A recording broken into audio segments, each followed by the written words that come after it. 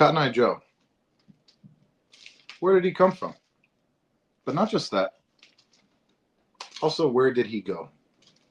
All this and more on this week's 10-7 MMA. Stay tuned.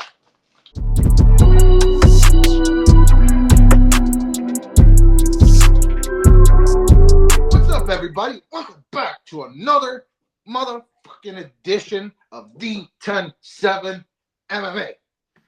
I'm DS, and I'm here with my boy Dino Bam Bam. Man, DS, I did not know you were going to be coming through with that kind of energy, bro. You got me pumped up. Hot, brother. I miss you. Hey. I love you. And also, I miss this shit, right? We went on a little hiatus because the UFC went on a little hiatus. They hate us because we hiatus, essentially, sadly. It's good to be back, brother. Yeah. It's a fun card to be back to, right? And pretty soon, I'm going to find out if you got a pair of balls in your drawers. Shout out Mike Epps. Shout out Mike Epps. But yes, of course, the intro, we didn't give you much there. Sorry for that. We're here to talk about UFC 310. It's this weekend. We have the main event of Aljo. Oh, whoops. Actually, sorry. It's Pantoja versus Asakura. And they're doing our boy Aljo dirty, ain't they, brother? I mean, yeah. Him and Movsar. I mean, you got two top 10 guys, a former world champion, an undefeated Dagestani dude. Like, that's a main card fight, but fuck it as you give us the Riz face. Yeah, fuck it. But I just don't get it, you know, because are they trying to promote Kron Gracie? I almost feel like Dana is there's some political shit going on, and he's a Gracie, and it's like, brother, fala galera, like you give my son Kron, you make him, you give him a little bit, and then it's like, oh, okay, sure, I'll put him on the fucking main card. Besides being on a main card, DS, what the fuck has Kron Gracie done to deserve a ranked matchup? I thought it was a joke when I first saw it. Kron Gracie has been one of the most disappointing, useless, boring fucking fighters. Literally comically bad. The striking, non-existent, comically bad, terrible. And then to have the audacity here's the thing. If you put him on a main card of a pay-per-view, and it's like, it's a top heavy-ass pay-per-view, there's really, like, nothing, you know what I mean? Like, or he's fighting, like, Bo Nickel, right? Or, like, you know, like, some, like, I know they're not in the same weight class, but, like, a name like that, right? Where it's like, that would make some sense. But it's like, this is a stupid-ass fucking matchup, and to have Aljo and Movsar Evloev way below them is crazy. And, I mean, there's other matchups, right? Like, Doohoo Choi and Nate the Train should not be ahead of them. Listen, there are many even matchups. Anthony Smith and Dom Reyes, like Vicente Luque, Temba Garimbo, like they're behind a bunch of fights. Yeah. But anyways, it is what it is. DS, we've seen a lot of these weird fucking pairings, and it is because of guys like Bo Nickel, right? Like we've seen, shout out Cody Brundage. You know, we had an interview with him on our channel, but Cody Brundage was on a main card because of Bo Nickel, Val Woodburn. And we're starting to see the UFC doing some of that, right? But, yeah, I don't get it because Thug Nasty, not a guy that they, like, really promote. And Kron Gracie, like, you already said it. Kron Gracie, it's not like he's a personality. Bryce Mitchell, you know, say what you will, right? Look at the only people that he's lost to, right? Fucking Ilya Topuria and Josh Emmett. And Josh Emmett, thank you. Yeah. Which was fucking brutal, but, you know, whatever. Anyway. We've got 14 fights on the docket. It's a nice fat card. This is a good card, man. Top to bottom. You got a couple legends on here. You got a handful of legends on here, to be honest with you. This is a nice little card, man. Let's start it off. Oh, well, I guess, do you have anything else to say before we start it off? Hey, man, besides just the regular, do like the thing at the bottom says, guys, please like and subscribe. It would mean a lot to us. We just like doubled our followers, DS. Doubled our subscribers in this last month, which was pretty badass. So thank you guys. And not just doubled our followers. I'm sorry to interrupt you. I just want to say, like, thank you guys so much for those of you. Like, it seems like it's the new subscribers, but like, I don't want to say it definitively, but the view times, like the average duration of the view times, is like the craziest thing that I've seen go up. Your last video had like a 13-minute average duration view time, which is crazy. We're not averaging less than like 12 minutes or like 10, 12 minutes in the last couple, which is very interesting, man. I do really appreciate that. That means that there are a handful of dedicated subscribers. And honestly, I want to know who they are, bro. Like, I'm sorry to like go on a tangent here. I want to know who you guys are. If you are somebody who's been following for a while or not following for a while, or just like somebody who watches a good amount, right? I want to know who you are, right? Like I really do. Like I'm serious. Like I appreciate the comments, positive, negative, whatever it is, man. We're doing this shit for fun. But yeah, if you're somebody who you feel like you watch a decent amount, please comment. Like I want to know who you are, man. But anyway, anything else? Yeah, and then just follow us on Instagram at the107MMA. And speaking of, like, you know, you were talking about the average view duration on Instagram. We've been getting a lot of content or a lot of like interactions, a bunch of the meme pages, you know, that are following us and talking to us. Aljo today with a couple likes on our account, Marab with a couple likes on our account, couple comments, Laura Sanko, Nina. It's been cool, man. It's been fun, and I feel like we're kind of making some moves in this shit. So I don't have any wood around me. I don't know if this is real wood or fake wood, but knock on wood. Hey, man, it's going fun. It's going well, DS. It's going Yes, well. sir. So follow us on All Instagram, right. guys. Yes, sir. All right. Yeah. Let's dive right into it, man. First fight of the night. Your boy, Kennedy Nizichukwu at heavyweight, taking on renowned Polish fighter, Polish power, Łukasz Brzeski. What do you think about this fight? Man, I love the accent that you said that with, DS. But anyways, Kennedy and Chukwu, as you said, my boy, right? Kennedy moved up to heavyweight last time out, fought Huggy Bear Chris Barnett in what was a disappointing fight, man. We didn't really get to see much. Chris Barnett went down with the knee injury or ACL or Achilles or whatever the fuck that was.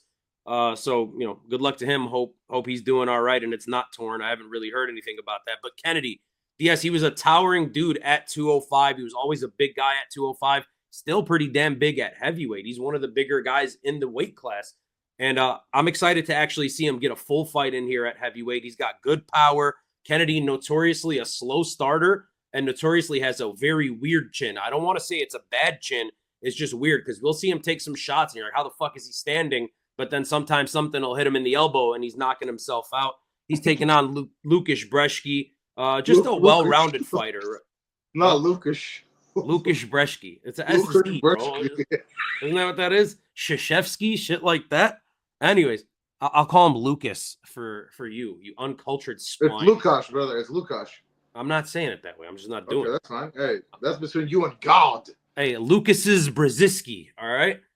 Well-rounded fighter, DS. I mean, there's nothing really special about Brzeski. He's just all right. Like, he's okay everywhere. He's more of a clinch fighter. He's got some decent power, I guess, but he seems middling. He just seems like a low-level UFC heavyweight.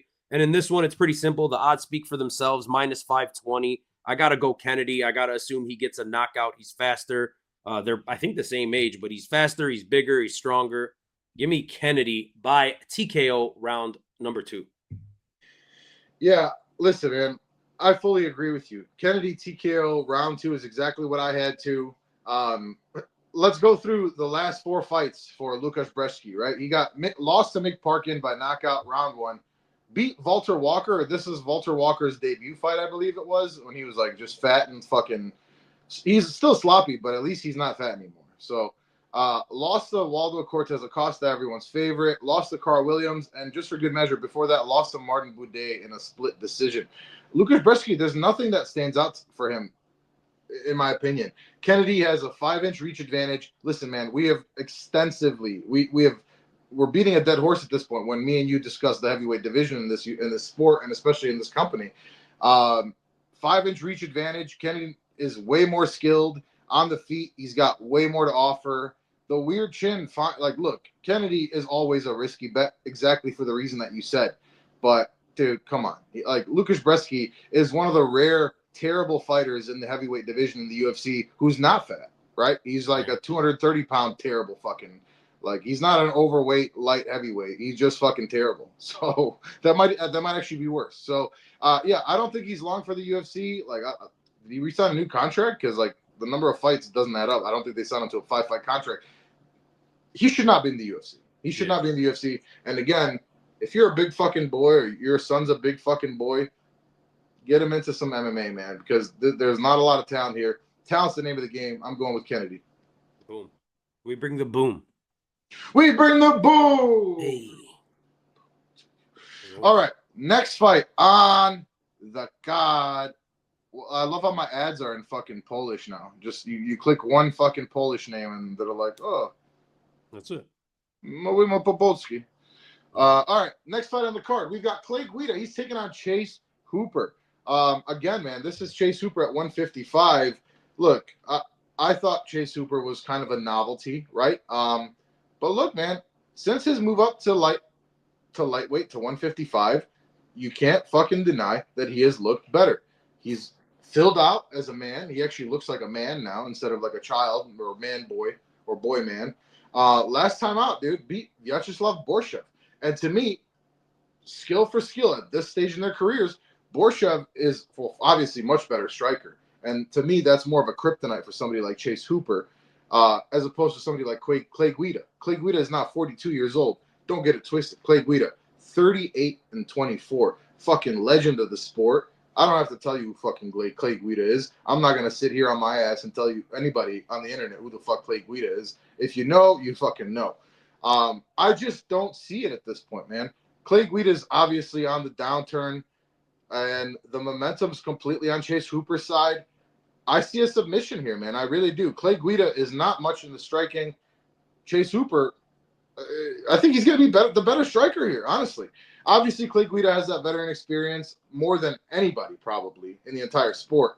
And yes, he's really good on the ground, and he's got his scrambles, and he's such a savvy veteran, and that's kind of his bread and butter, and he takes a lot of damage. But look, Chase Hooper is not going to put damage on him, but I do think he's going to choke him out. This is my first time seeing any of these odds, but I just want to put that disclaimer out there. Minus 770s. I just now looked up and saw that, and I don't know why I'm yapping then. Chase Hooper by first round, or I'm going to say by second round submission. Okay, there we go. I mean, yeah, minus 770 pretty much does all the talking. I'm sorry. I talked way too long about that. No, you're good, man. I'm with you, DS. No. It's all right, man. Hey, guys, come on. Right. Look, yeah, I'm with you, man. Chase Hooper minus 770. He's gonna get this done. He's younger, he's faster, he's taller, he's stronger at this point. Clay Guida, an absolute legend of the game, prime for prime. I'd pick him. But yeah, Chase Hooper, man, he has looked a lot better, DS, at 55. And his striking is coming around, right? He's been working with Wonder Boy and doing all that kind of bullshit, which is the perfect guy for somebody with his frame to be working with, Stephen Wonder Boy Thompson. So yeah, I'll go Chase Hooper. I think I'll give Clay Guida a couple more rounds than you did. I'm gonna go round 3 submission for Chase Hooper. Also, Chase Hooper, for what it's worth. A couple more rounds. That's one more round. I thought you said first. My apologies. Yeah, and then I fucking said second. So okay, well then I'll say third. I'll give him one more round. I wish for once you would listen to me, but that's. I'm sorry, but look, hey, for what it's worth, Chase Hooper beat him in grappling. They had like a submission grappling last year or like a year and a half ago, something like that, and he beat him. So he beat him off, something like that. All right, next fight on the card, we've got Michael Chiesa. He's taking on Max Griffin. Bam Bam. I hate this fight. I don't like it, DS. I don't like it. I'm uncomfortable with it. Talk to me, babe. Yeah, I don't know where to go with it, man, because it's weird, right? A guy like Mike Chiesa, like in the quick picks, I tried to do a good job of explaining it, but I don't know that I did. I just don't know if I trust Mike Chiesa anymore, man. He doesn't have that want. He doesn't have that desire, is what it looks like to me, anyways. He has the analyst job, kind of like Anthony Smith has later on in the card. And it's just like, I don't know how hungry he is anymore, right? His wins or his losses in this last stretch have looked phenomenal. I mean, not that they look phenomenal, you lost, but like he lost to really good guys. And his only win in the last couple of years is the corpse of Tony Ferguson. So I really don't know what to make of Mike Chiesa. I don't know if he still has it. And then you look at Max Griffin, who's a stronger, kind of thicker bodied fighter than Mike Chiesa. But for what the fuck it's worth, Max Griffin is the older fighter here by 2 years. He's would you say Max Griffin's stronger, better, faster, stronger? But older. Stronger, better, faster, stronger. I got the reference. Shout out Kanye. But I was trying to see if but older would fit in. But right. But he's the older fighter here, DS, which is super weird to me. Max Griffin never been like a standout in anything in the UFC. He's always just been kind of, to me anyways, like a roster filler, just like a solid fighter, could beat some solid guys on his night, could lose to some people that are maybe a little worse than him on his night. And I think his record reflects that. Like, I just don't know what to do, man. I'm going to stick with Mike Chiesa. I think he gets it done by decision, but my confidence level in this one is literally at 0. Like, I have no confidence. So coin flip to me, I'll take the plus money and Mike the Maverick. I get it, bro. I'm going to be honest with you, though. I am a lot more confident than you are, and I didn't think I would be. Me and you haven't really discussed this card at all, just so you guys know. I like Chiesa here, man. I really do. I'm gonna be real with you. Like you just said, I don't think I've ever been more surprised at an age like comparison between two fighters, like where I wasn't like aware of it, than I was for this fight. Like seeing that Chiesa was 37 and Max Griffin was 39, I was shook. So look, to me, Max Griffin is such a well-rounded fighter, but I just don't think he's got like the power. I don't think he's got like enough threatening ability. And also he's a very calculated fighter. Both these guys are. I just don't really see like look, Chiesa's not going to threaten Griffin on excuse me, I'm sorry. I got a little bit of hiccups. It's not going to threaten Griffin on the feet. But I also don't see like Griffin is so well-rounded, but we've talked about these kind of guys a lot, right? He's so good at so many things, but he's not an expert in anything, right? Yeah. So master of none type thing, right? So I just don't think he has anything that is enough of a threat to Mike Chiesa in this fight where I would be comfortable taking him. You know what I mean? Yeah, and knowing that he's an older fighter too, which is fucking crazy. I was not aware that he was. How old would you have said Max Griffin is if somebody asked you on the street? I mean, I knew he was in his late. I would have said 36. I would have said 35. Like, yeah. I mean, look, man. Hey, black don't crack, brother. He looks great for his age. No, you know, it's not about that. But yes, you're right. But it's not about that. But yeah, just for me, Michael Chiesa there's such a clear advantage in the jiu-jitsu that I just think he's going to end up getting a third round sub here. That's what I see. I think Max Griffin is really good. I just don't see him knocking out Chiesa. I could see a world where he lands more punches, gets the better shots off in the first round and a half. I just think ultimately Chiesa takes it, man. I'm down. Well, you know, it is what it is, bro. Hey, this is our show. You get to have those kind of opinions. That's what's amazing about this. I forgot I went out on like an insane ass limb right there. Hey, cancel me if you want. You know that thing? Have you seen that guy? Stop! I said that to you. I love that guy. What's his name? The turtle, that something turtle. Oh, it's like Good Griefs, I want to say. Yeah, but he's a little turtle in the. Oh, hey, the turtle, like AI turtle. Fuck. Yeah. Hey, check out Good Griefs on TikTok, dude. Hey, Good Griefs is fucking hilarious, dude. Hell yeah. He's so fucking funny. All right, next fight on the card, man. We've got Cody Durden. He's taking on Josh Van. Ah, dude, I've been so conflicted on this one. What? Beep beep. Josh Van. Beep beep. What kind of van are you thinking? I'm thinking like an old school V-dub, like I was thinking like a work Volkswagen. van, brother. A what now? Like a work van. Like okay. But listen, man, this is like I've really gone back and forth on this one a lot. Cody Durden's looked pretty good, man. He's looked pretty good. He's ranked. Coming off a very nice submission win versus Matt Schnell, who I hold in pretty high regard, you know. We've seen Matt Schnell have some nice comeback victories and whatnot. Josh Van, man, like I'm not gonna lie, dude. I don't love that he continues to take fights. Like, slow the fuck down a little bit, bro. Is he still 20? He's 23, I want to say now, right? Yeah. Dude, slow the fuck down a little bit. What do you think about that? Like, I don't love that he keeps taking fights. Like, last time out, I know that he fought Edgar Cairez, who I really like Edgar Cairez, and it was a unanimous decision. But he was in trouble a few times in that fight, man. And before that, he lost to our boy CJ, and you know he was looking decent, and then he got caught by a fucking red uppercut. Like, is the chinning a little bit? I don't know, man. But Josh Van is going to be the better striker here. Cody Durden is the better wrestler here. But it's like, I don't love that he keeps taking these fights, and Cody Durden has so much momentum.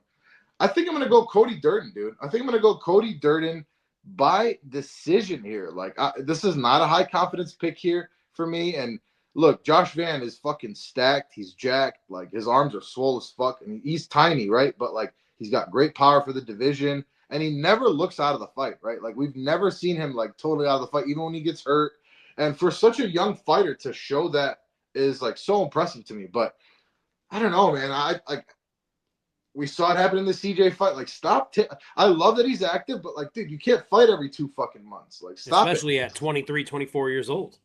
That's what I'm saying, Dino. Thank you. Like, I would much rather he follow more of like a Bo Nickel kind of timeline, right? Where it's like, or even, you know, there's like a lot of young fighters, right? Where it's like you'll fight, you'll take like 6 months off. Like, I don't need you to fight. You have so much time to fucking get fights in, dude. I would rather you fight twice a year.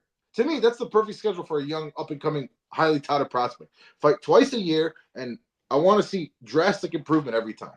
Yeah. Anyway, I'm sorry. I'm gonna take Cody Durden by decision, man. I feel you. Look, DS, I'm a little more confident in this one than you, man. I am also going Cody Durden. I think he's going to get this one done by submission. What you said is correct, right? Like, Josh Van is definitely going to be the way better striker. Like, his striking, not only is it better, it's prettier. Like, he's faster, he's stronger, he has more power for sure. But Cody Durden's okay on the feet. And I think the gap on the feet versus the gap on the ground is crazy. Like, I think Cody Durden is such a great grappler, great submission skills. I think he's very underrated in this division, man. I know he had 2 losses before his last fight, but I mean, you just look at his UFC record and it's impressive, man. Good wins versus some good people. He's dangerous as hell. He's a tough dude. I like Cody Durden in this one. And again, I agree with you. I don't like the activity of Josh Van. I think it's like, slow down a little bit, man. I'm glad you agree there. Especially because we've seen holes in your game already. It's not like you're coming in there and you're pulling a Hamzat, which I'm not even comparing him in age to Hamzat, right? But I'm just saying, you're not a guy that's coming out there dominating people in 30 seconds to where, like, we don't have film on you. We have tons of film on you already, Josh Van. We've seen you in there for several rounds. We've seen you in there for several fights. We've seen you get knocked out. We've seen you get tagged. We know what your weaknesses are. And I just think Cody Durden is a guy, that's not going to care to be super entertaining or, kind of like, he's not going to embrace that kind of fight with Josh Van. He's going to go out there to do his thing, get his 2 checks and go home and, climb up the rankings, especially with flyweight being super open, which you guys should check out our flyweight state of the divisions video, which will be dropping really soon. It's wide open, man. And a guy like Cody Durden with a couple wins could just put himself in that title picture. So I'm going Cody Durden. I'm going to go round 2 submission. Damn. Okay. Yeah. I just don't see the finish. Josh Van is tough, man. I just don't really see the finish, but I respect it. All right, next fight on the card, we've got Chris Weidman. He's taking on Eric Anders. They're meeting at 195. This is a catchweight fight. They were supposed to fight a couple weeks ago. We're getting it now instead. Eric Anders pulled out due to he was sick, injury. Like, I think he was sick, right? Stomach flu or something like that. Yeah. What do you think about this one?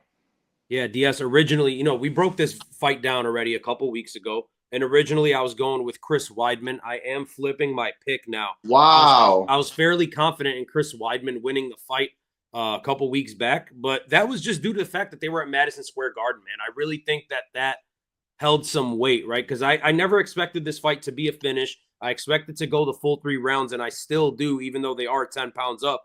I just figured that the commission in New York with his friends and his family there and what I assumed would be his retirement fight at home, I just assumed that they would give him a decision if it was close, right?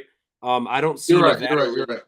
I don't see Nevada doing that, to be honest with you. I think this fight will play out fairly. And I just think Eric Anders is going to be a little too much for Chris Weidman. He's just not as used as Chris Weidman. He did play college football, and that does some things to your body, and so does the UFC. And, he has a lot of damage on him, but he doesn't have the damage that Chris Weidman does, right? Very few fighters do, actually.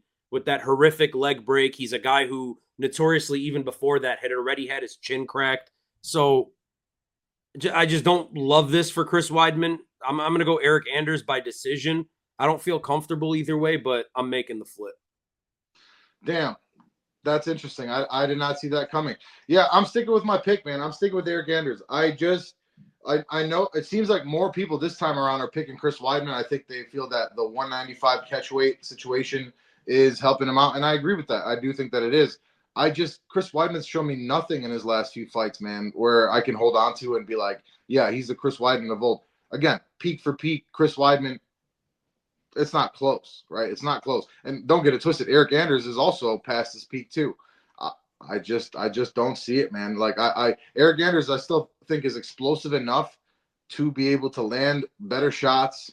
I'm going to go with him by decision, man. I'm going to stick with it. I just think he's going to land better shots. We've already broken this fight down. I'm pretty much sticking with my exact breakdown. So, hey, I was on Instagram, and there was a photo that the UFC PI posted. I think they reposted it from Chris Weidman's Instagram. So it was Weidman, Aljo, and Merab. kind of in the training room and all just like, just a regular photo with all three of them. And I commented, all I see is champions. Okay.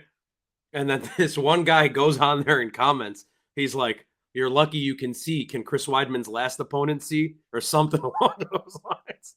And I was like, hey, man, touche, bro. And Marab liked it. So that was pretty cool. That's hilarious. This guy talking shit. But yeah, that was fucked up, bro. Fucked up, Chris Weidman. Shame on you, bro. I wasn't even going to go there. But yeah, that too, All right, let's move on to the next fight. We've got Randy Brown versus Bryan Battle. This is such a good fight. Rude boy. Hey, bud, yo. I'm sorry. I'm Damn. sorry. Done no. You done know. I'm sorry. Is that what's the term? Like when you're stealing culture? Appropriation. Yeah, I'm sure. Is that what you're doing there? Oh, absolutely. Yeah, absolutely. That was appropriation. Okay. Don't demonetize us. Smart, we're monetized. Anyway, Randy Rude Boy Brown versus Bryan the Butcher Battle. First of all, you know what? I'm going to tell you what I feel, and then this is basically exactly how I feel about this fight. Look, Randy Brown, I think, is going to be faster on the feet, okay? A little snappier, okay? But to me, the story here really is Bryan Battle, okay? Right. And him graduating and change. Look, I often think, whenever I hear, I'm changing my nickname, I think that's cringe, bro. All right? I think for the most part, that's cringe, okay? But when your fucking performances are backing it up, I can get behind it, okay? So going from Pooh to the Butcher, I respect it. I think we're seeing Bryan Battle in his grown man phase, okay? And yeah, Randy Brown is the more technical striker. Randy Brown, underrated ground game. I do think Bryan Battle's better there a little bit. But if we're comparing skill for skill, right? I think Randy Brown is maybe the more skilled fighter, right? I'm on the Bryan Battle train, dude. 11-2, on a fucking roll. He's looked really goddamn good. He's fought a diverse set of fighters, right? He's looked good, man. He's looked good. So for me, this is less. It's tough. It's tough. I don't think the odds should be where they are. -250 is kind of crazy in my opinion. But I'm going to go Bryan Battle by decision, man. I think if I'm betting anything on this one, I like it to go to decision. I don't really see a finish here. Both guys are fairly well-rounded. Yeah, my brain is telling me Randy Brown, but my heart says Bryan Battle, and I'm going with my heart. Bryan Battle by decision. Yeah, look, DS, I'm with you. I'm just going to keep it pretty short. I do agree with you. I think Bryan Battle is going to win this. But a couple things here, man. Randy Brown, 7-1 in his last 8 in the UFC. One of the more underrated fighters. There was a time where I thought he was a contender. Then he ended up losing a fight, and I was like, you know what? I think Randy Brown is done. And then he went on to go on an absolute crazy run. Look, Randy Brown, like you said, he's going to be the sharper fighter. Technically, he is better on the feet. He's a little longer than Bryan Battle. He's snappier. He's more technical. He likes to fight at range. Randy Brown, for as strong as he is, and he's good in the clinch, and he's pretty good on the ground, like you said, he likes to keep the fight pretty if he can. Yeah. Bryan Battle is more of and the Butcher name fits very well in this, but he's like an in-your-face, dirty, gritty, kind of brawly type of fighter. Not saying he doesn't have technique. He does, but that's just where he excels, when he can make it a dogfight. And to me, this is going to be a fighter that wants to keep it pretty versus a fighter that's going to try to make it scrappy. And I just think Bryan Battle's on an absolute tear right now. I think he has star power and star potential like written all over him. The post-fight interview in France did like a fuck ton of justice for him. That was amazing. That was a huge moment for him. That was one of the that was probably my. You know what? We should add that to our end of the year awards. Mike moments of the year. Best Mike exactly. Yeah. So we're on the same page, brother. He's definitely up there, flicking off the crowd, talking shit to these French people. Bryan Battle has star power, man. And yes, he's a little dry. And he didn't look like he did. Right. Because he's a very dry kind of person. And he does you know what I'm saying? You know what I'm saying? Like, you know what I'm talking about? Like, whatever the fuck he says. He says it a bunch. You know what I'm saying? That's racist. Why? I'm just kidding. Sorry. Yeah, but anyways, fuck him. Fuck Bryan Battle. No, but seriously, like, he's got star potential, man, and I just believe in him. And I think it would be a good thing for the sport and a good thing for the division, and obviously a good thing for him. but Randy Brown is a huge step up. It's a huge step up in competition. But I would argue that Brian Battle is a huge step up for Randy Brown. Yeah, but Randy Brown has fought guys, that are that level. Has he? Yeah. Right. I mean, he's fought Bilal. He's fought the champion. He's fought Vicente Luque. He's fought, those kind of people. Anyway. Moving on to the next fight. Hold on a second. I don't know what's going on here. And there it is.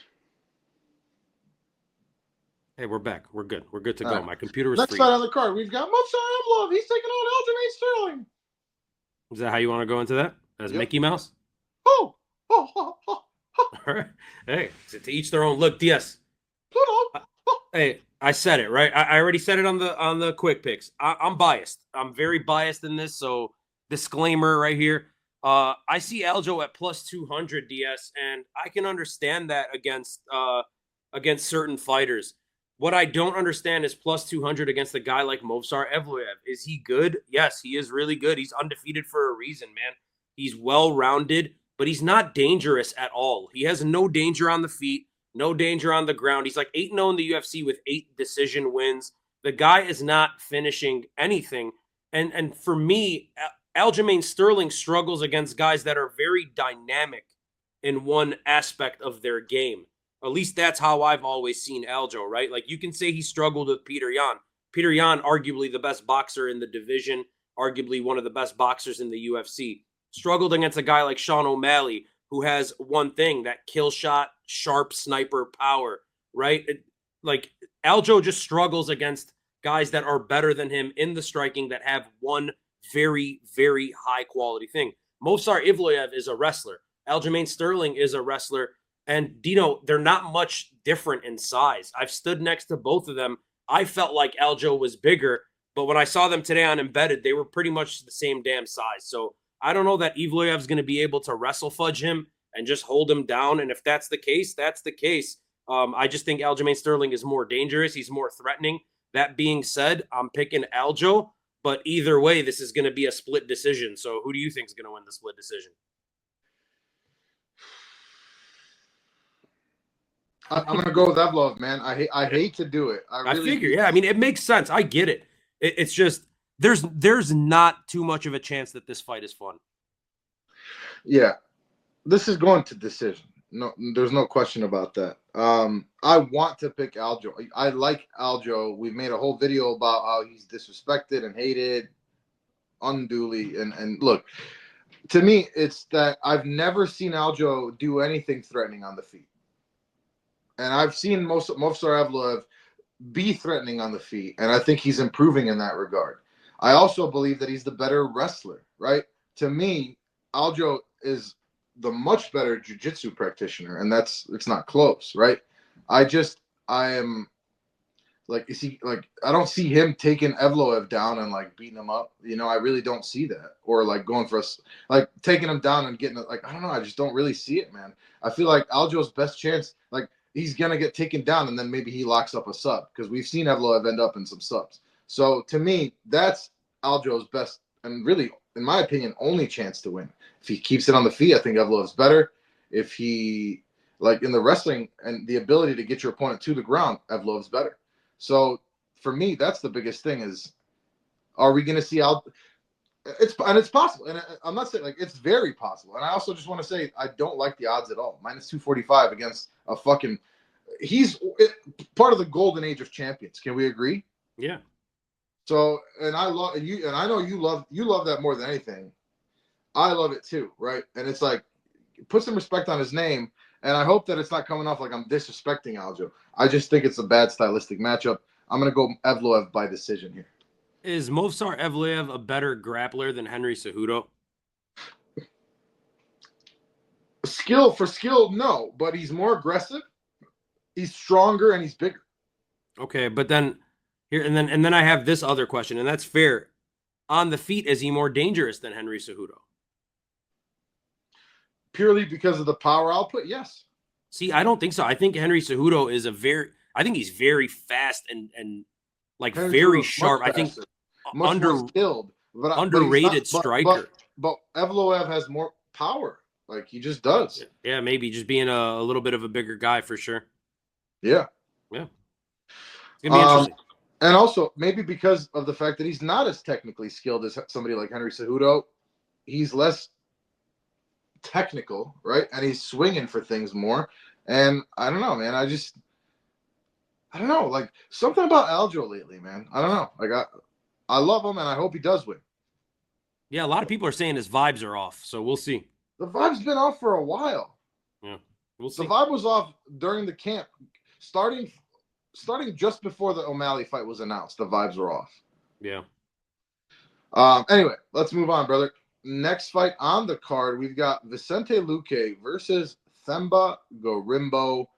Man, Still no sight of Frimbo anywhere. And where is Frimbo? On God, where's Frimbo Gorimbo when you need him?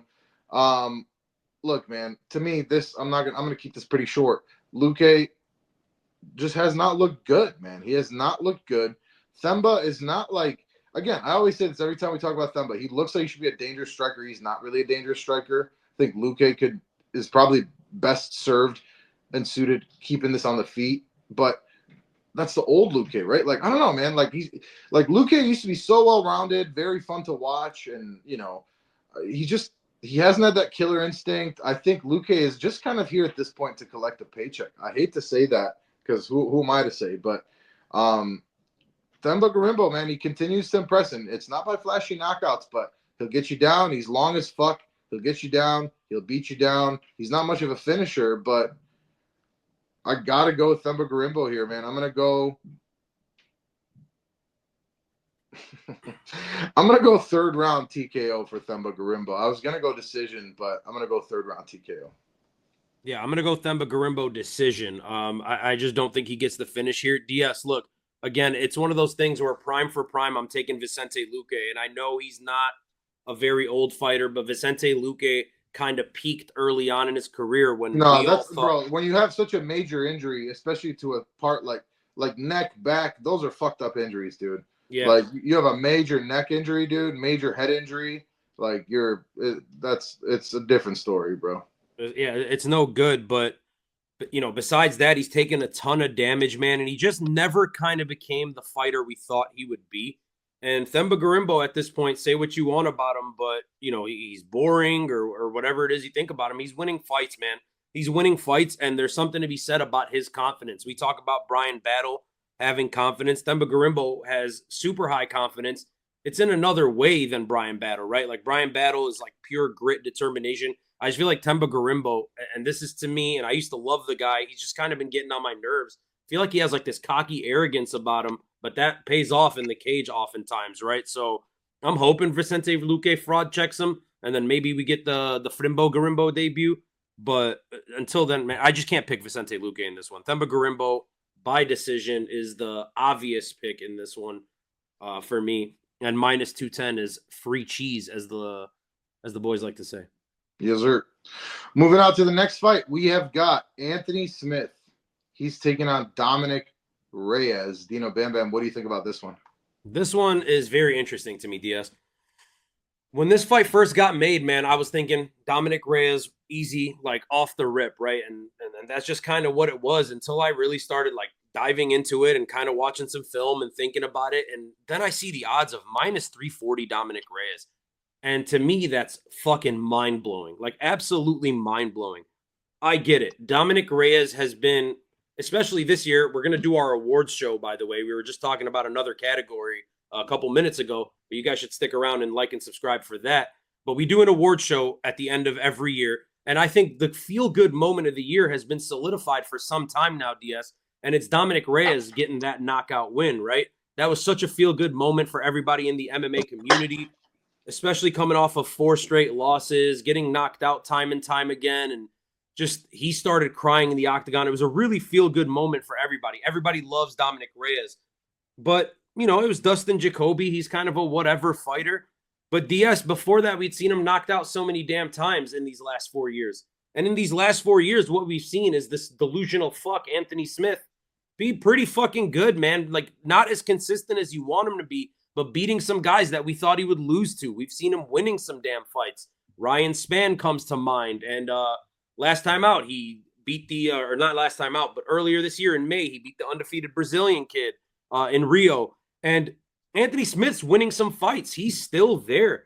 So to see a guy that has been doing things these last couple years versus a guy who's been sleeping for 4 years, and then I think about it, and Anthony Smith, peak for peak, was the better fighter than Dominic Reyes. And I would say his track record over the last few years says that he's been better than Dominic Reyes. But if we're comparing performances versus John Jones, right, I guess, right?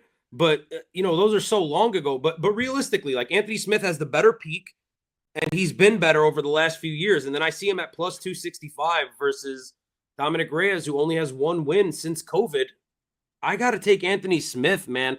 I just don't know if I can trust Dominic Reyes anymore. Like Anthony Smith by submission, round 3.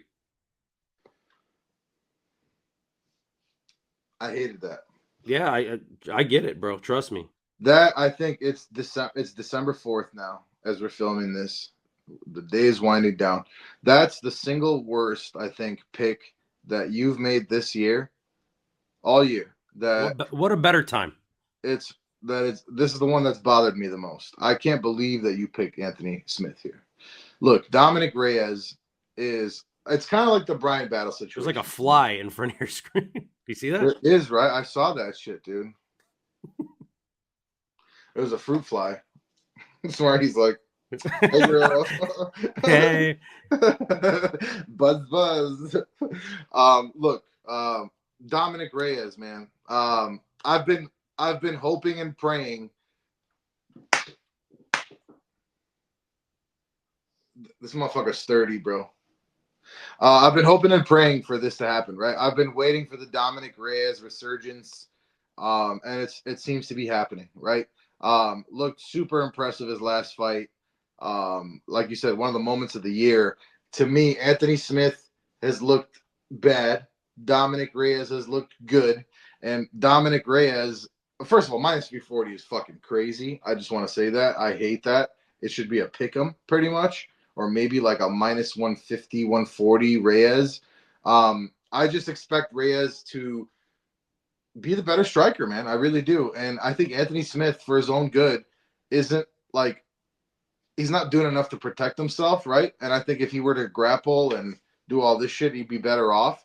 I expect this fight to be pretty much mostly standing up, if not 100% standing up, man. And Dominic Reyes is just better. I think the jab with the body kick is going to work really well, especially because Dominic Reyes is a southpaw, as we all know. And Anthony Smith tends to struggle with southpaw strikers. I also think he has a lot of CTE, not to be a dick about it. But, yeah, I'm going to take Dominic Reyes, man. I think Dominic Reyes gets an early third-round finish in this fight by TKO. I'm sure a lot of the MMA community is with you in thinking that and wanting that. Like, you know what I mean? I get it. People love Dominic Reyes. They hate Anthony Smith. You know, he's a meme. He's joked about. But I don't know. To me, it's not just a – I never like to go based off of a one-fight thing, right? Like, I hate that whole what have you done for me lately? You're only as good as your last fight. I don't like that. So if I'm looking at like a short history, like a short body of work, Dominic Reyes has been sleeping in every piece of film I watch, and it's unfortunate. Yep. No comments on that. Yeah. But let's move on to the next fight.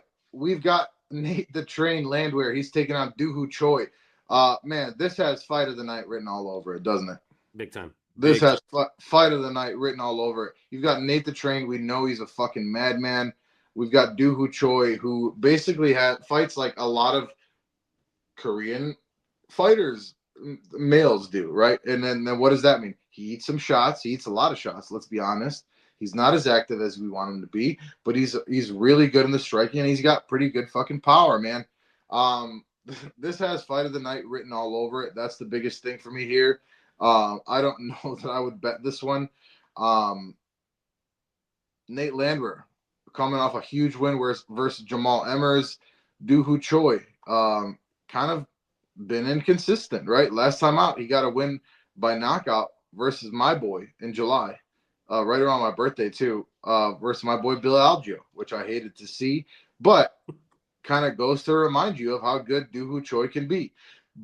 My biggest thing here is like the reason I think it's going to be fight of the night is that both these guys are so hittable. Like neither of these guys know it. Like they want no parts of head movement. They want no parts of defense.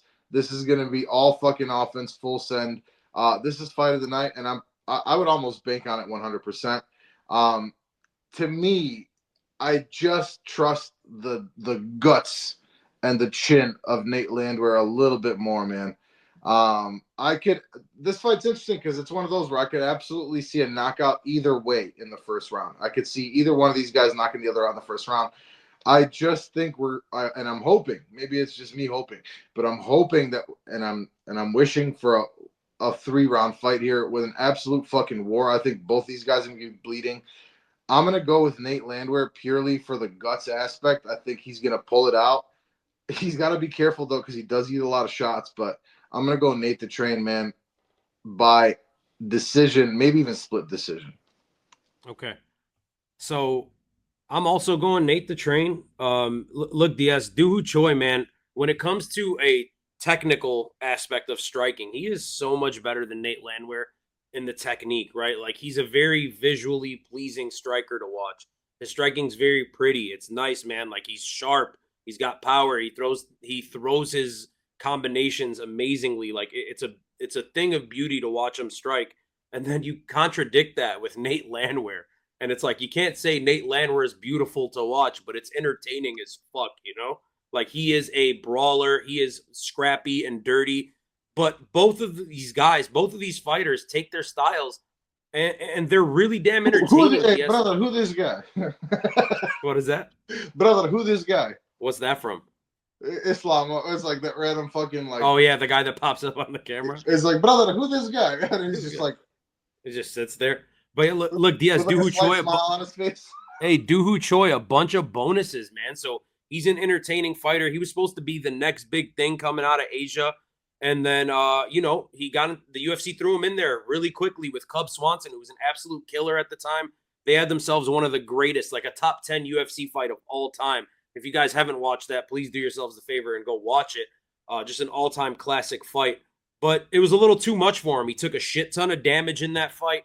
He got injured. He had to go do his, a lot of these Korean fighters, they have to go and do mandatory military. So he took some years off for that. All that being said, he finally came back last year, draw in his first fight. And then the second fight ended up, he ended up winning that fight against Bill Algeo.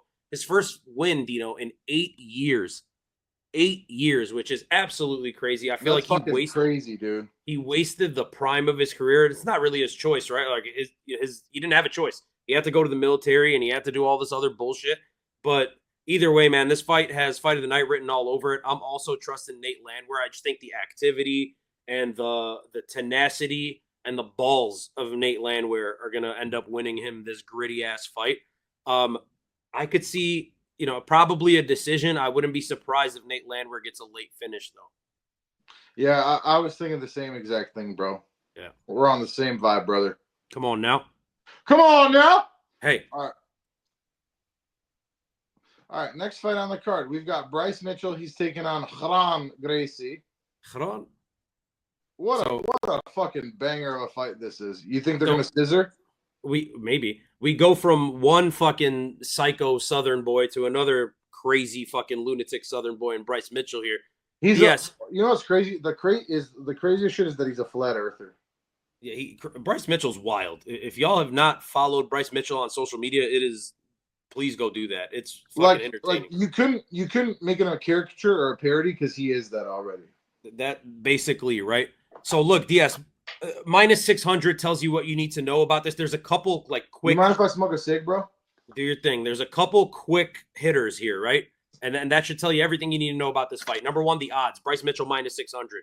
Number two, Kron Gracie. I can tell you, DS can tell you, a lot of MMA experts, a lot of people that cover the sport will tell you, probably the worst fighter in the UFC. I'm not going to tell them that unless they pay for the Patreon, brother. Big facts. And then he's just the specialist. He's a jiu-jitsu specialist that has no place in the UFC in 2024, the year of our Lord.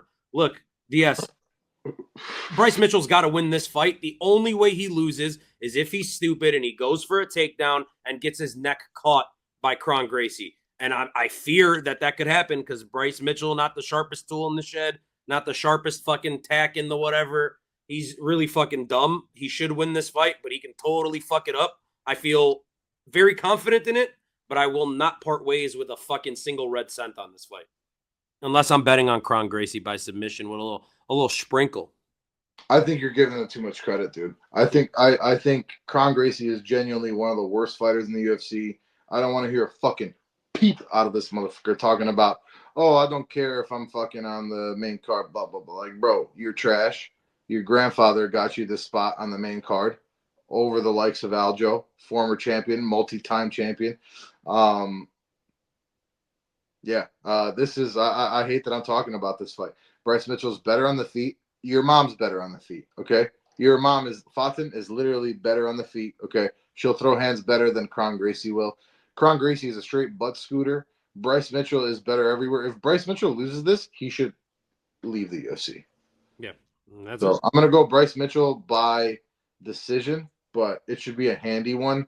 This is a pathetic fight. He should get a knockout. Like, if he does things right, he should just stand and bang with this guy and get a knockout. I just don't trust him, too, because he's kind of dumb, but... Yeah, exactly. Yeah. All right, moving on to the next fight. We've got the rematch. Ciryl Gane taking on Alexander Volkov. This is me, right? This is you, brother. Look, man, this is a rematch. Ciryl Gane handily won that first fight. Ciryl Gane displayed everything that... all the reasons that we love Ciryl Gane and that dumbass motherfuckers like me thought that he was going to beat Jones for a little bit. He displayed all those tools, right, in that first fight versus Volkov. Volkov is big as fuck. All I'm thinking about now is him getting his hair combed. But listen, this is Volkov 2.0, right? He's jacked as fuck. He is really leaned out. He's big. He's the biggest motherfucker in the division at this point. I think he's a genuine threat. I just think that people are now overcorrected. I think that people are sleeping on Ciryl Gane. People forget how defensively sound he is and how he has. I mean, if you want to tell me that Tom Aspinall has better movement than Ciryl Gane, I wouldn't argue against it. But I would say that Ciryl Gane has better movement on the feet and better footwork in heavyweight than even Tom Aspinall, honestly. So this is I guess not everybody's overcorrecting because Vegas is giving a -260. I don't love those odds, quite frankly. I do expect that Ciryl Gane will win this fight, though, man. I know he hasn't been active, and look, he's kind of on the not as bad as Jamal Hill for me. Like, I used to love both those guys, and Ciryl Gane hasn't talked as much, but I don't see this fight going to the ground, man. Volkov, yes, he's looked dangerous, but Ciryl Gane is different, man. On the feet in a striker versus striker matchup, we've already seen it too. I'm going Ciryl Gane by decision, and I'm pretty confident in it, man. Yeah, I'm very confident in Ciryl Gane in this one too, DS. I think the odds being +210 for Volkov are just a little bit of recency bias. He has been on an absolute tear since he lost to Tom Aspinall. He looks rejuvenated. He looks bigger. He looks stronger. Wins over Jairzinho Rozenstruik, Alexander Romanov, Tai Tuivasa, and Sergey Pavlovich. And that was the one that really got people like noticing Volkov again. Look, man, a 4-fight win streak in the top 10 at heavyweight is no joke. Like, Alexander Volkov has always been a criminally underrated fighter in the UFC, in my opinion. But I think we're forgetting about Ciryl Gane. I think Ciryl Gane is the upper echelon elite. He's the best of the rest when it comes to heavyweights. You're almost MMA disrespecting world. John Jones if you expect somebody else to like do him like that.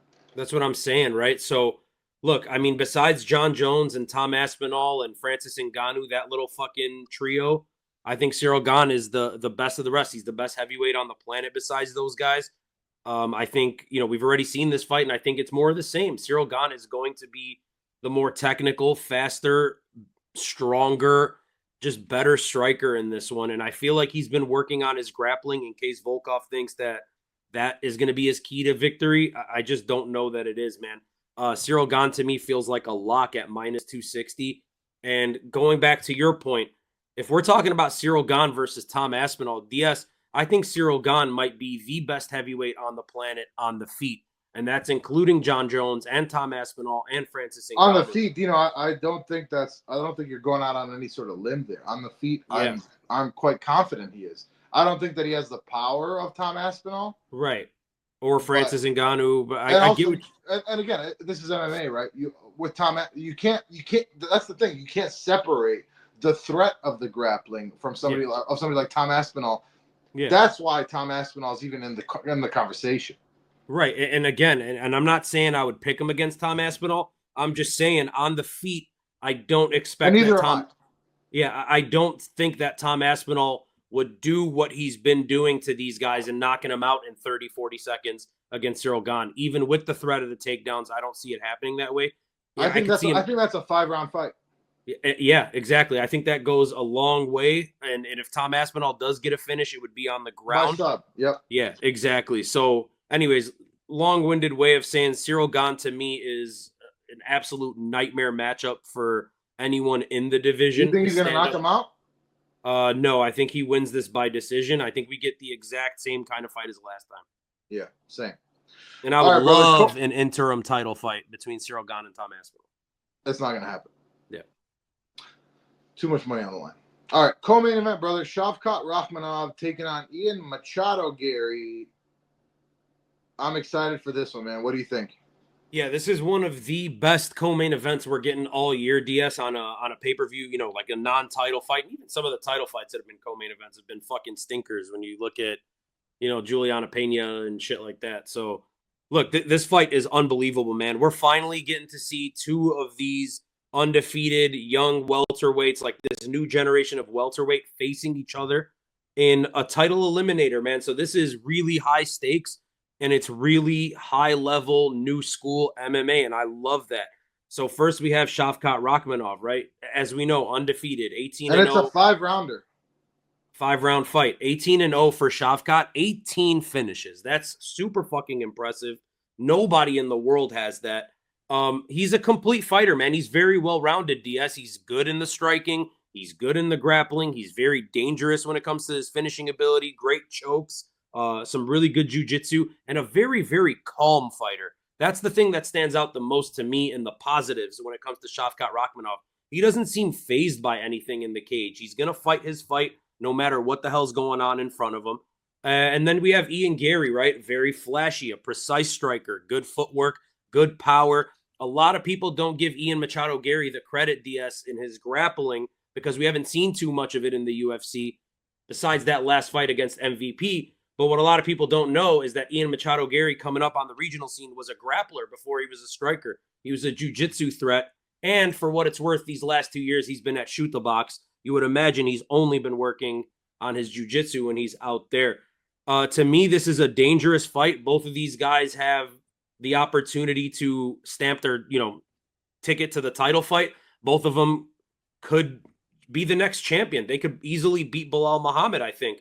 But the thing, DS, the thing that's sticking out to me here, and I've been watching a ton of film on these two, Shavkat, to me, there's a glaring weakness in his game, and I don't think Ian Garry has a glaring weakness in his game. When you really dissect Shavkat Rakhmonov, he is when he's in the stand-up, he doesn't move out of the way very well. He just backs his head up. He's not a guy that slides out of range or anything like that. He's just to move the head off the center line and, try to go into the clinch. We saw Jeff Neal clipping him. We saw Wonderboy clip him a bit. And then people think he's this high level wrestler. He's not. He's a better judo fighter and a better jiu-jitsu fighter than he is a wrestler. You're so smart, dude. Thank you, man. He struggled to take down Wonderboy, and that shouldn't be the case. Even though Wonderboy technically and statistically a tough guy to take down, Bilal Muhammad had no problems taking Wonderboy down. Gilbert Burns had no problems taking Wonderboy down. Shavkat really struggled to take him down. Look, DS, I think this matchup is tailor-made for Ian Garry to win. I'm going Ian Machado Garry. I can't believe it.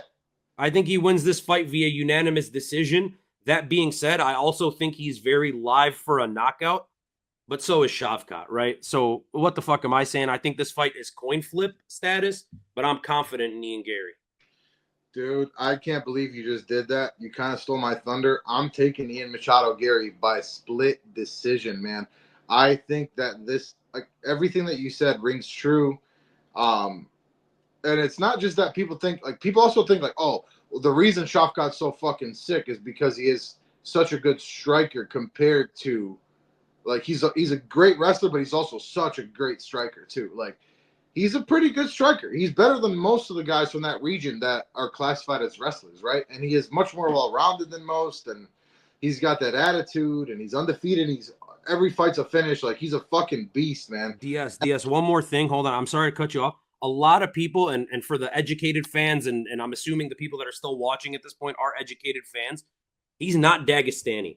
And I feel like a lot of people think he's Dagestani because of the OV and the. No, he's not. He's Kazakh or Kyrgyz. Right. He's from Kazakhstan. Kazakh, yeah. But I'm just Kazakh. saying, right? So don't necessarily lump him into that if you're of that train of thought of like these undefeated Dagestani guys. He's not that, right? So he's not that level of wrestler like those guys. But go ahead. No, it's all good, brother. Look, we've never seen Ian Machado Garry, and I hate calling him Machado Garry, but we've never seen him like manhandled on the ground. He's very good on the ground. He's a good wrestler. Shavkat's the better wrestler. Let's not get that twisted, but he's not like this crazy wrestler where I expect to hold Ian Garry down. When I first saw this fight made, I thought for sure I was going with Shavkat, dude.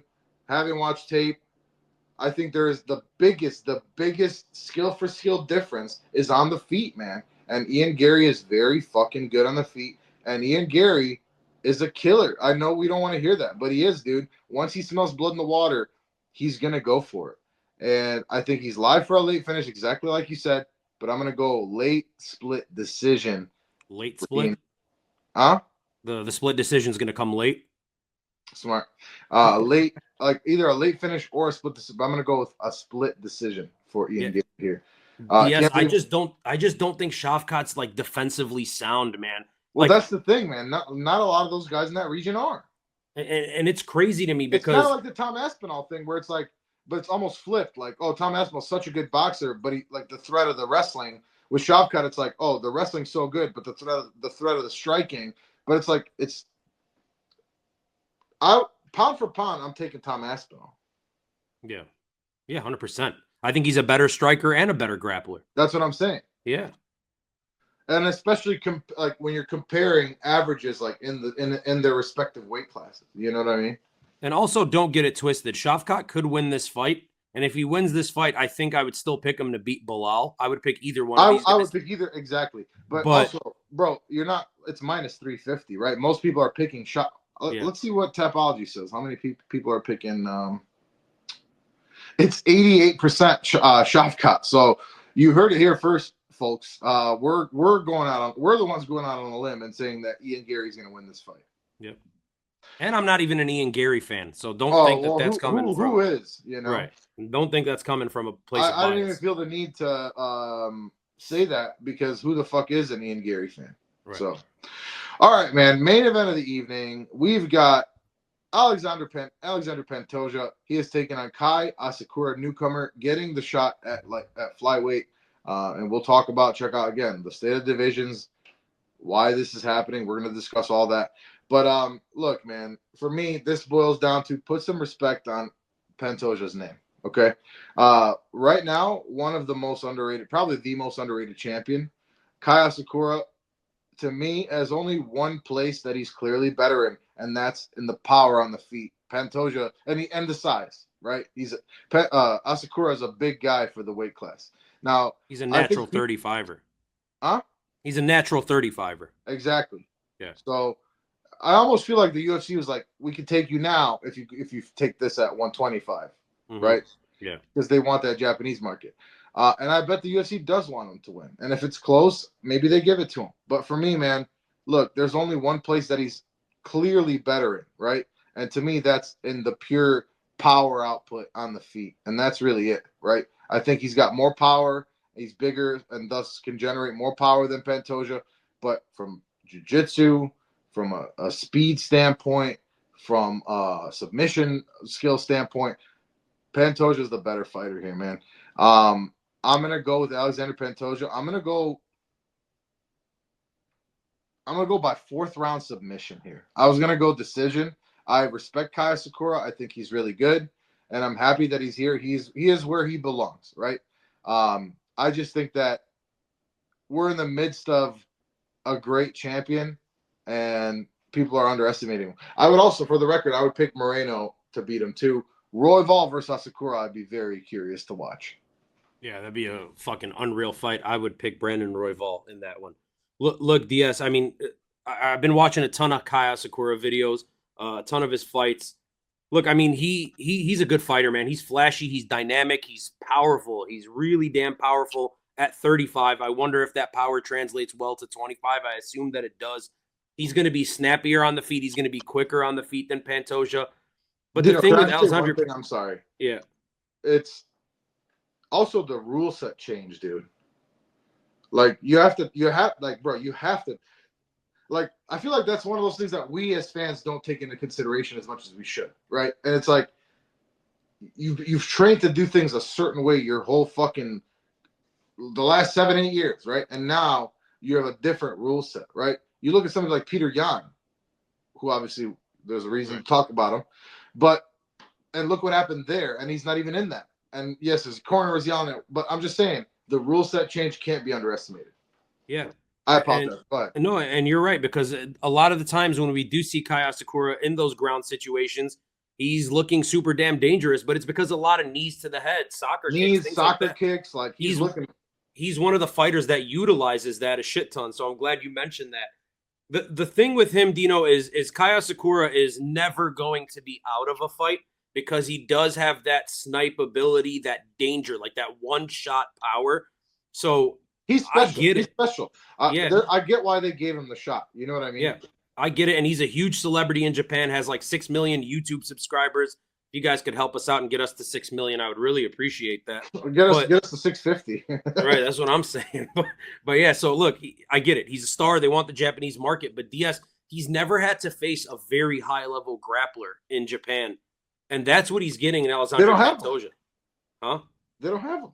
That's what I'm saying. And Pantoja's not just a good grappler. He's elite, man. Say what you want about him. I know a lot of the fans don't love Pantoja. He's boring. And they don't love the flyweight division because it's generally boring. But say what you want about him. He's beaten Brandon Moreno multiple times. He's beaten Brandon Royval multiple times. He is the king of this division, whether you like it or not. And he has proven to be the best flyweight on the planet. So it's difficult for me to take a guy from Ryzen coming in on his UFC debut, fighting 10 pounds lighter than he normally does in a foreign country across the world against the guy when he's already a big guy too. Right, when he's already a big guy, he's got to struggle to make 25 against a guy who is dominant in something that he's not so good at, in the grappling. So I think Alexandre Pantoja, who doesn't care to be boring, DS, is going to do the thing that he does. Go in there, look for takedowns early in the first round, look for takedowns early in the second round, and normally in that third, fourth round area, Pantoja, known to take his time and just kind of take a round off. I don't think he does that here because he's going to feel Kai Asakura being weaker than him, getting weaker as the fight progresses, and I think he gets that finish. I'm also going submission. I'll say third round. I think he takes the back, sinks in the choke, or maybe an arm triangle. Makes a lot of sense to me as well. I saw a take in the back, rear naked. That's exactly what I saw. Yeah, so an RNC or arm triangle to me, I feel like is great. And I think besides the one shot, Hail Mary kind of just catches him with a knee or an elbow on the way into one of those shots, I don't see how Kai Asakura can win this besides that. Yep. Agreed. So agreed, brother. Well, that's all we got for you guys. Thank you so much for tuning in. UFC 310. It's a big card, man. I'm glad to be back. Like I said, it's great to be back with you, my boy. Yeah, that's all I got. Hey, DS, this is our last one of these for the year. Last pay-per-view full card breakdown. Oh, it's the last pay-per-view of the year, huh? I mean, hey, we're in December, brother. I thought there'd be one more, though, like at the end. No, we got one more card next week, and then we are done for the year. But, guys, don't fret, because if you're looking for fucking delicious MMA content, we got you covered. We got our highly anticipated. If you want to eat a W. Eat a W. Shout out Jameis Winston, baby. But look, we got our highly anticipated, DS. You ready for this? Yep. Third annual 10-7 MMA Awards, okay? The third annual. That feels amazing to say. But, guys, check that out. That's going to be dropping in a couple weeks. We still have next week, Colby Covington versus Joaquin Buckley. But I'm excited as shit about UFC 310. If you guys enjoyed, do us a favor. Help us get to 6 million or 650 or whatever the fuck you want to help us get to by smashing. Don't press it. Smash that like and subscribe button. Yes, at the beginning, I didn't have him do the bell. Can you show him what the bell sounds like? Guys, that's the sound of the bell that's next to the subscribe button. You press it, that's the sound it makes. And if it doesn't, your money back. Guaranteed. Guaranteed your money's coming back to you. DS, anything else to say? Nah, brother, that's all I got, man. All right, guys. I got it right. He is DS. I'm Dino Bam Bam. We are the 10-7 MMA. Thank you guys so much for watching. Peace.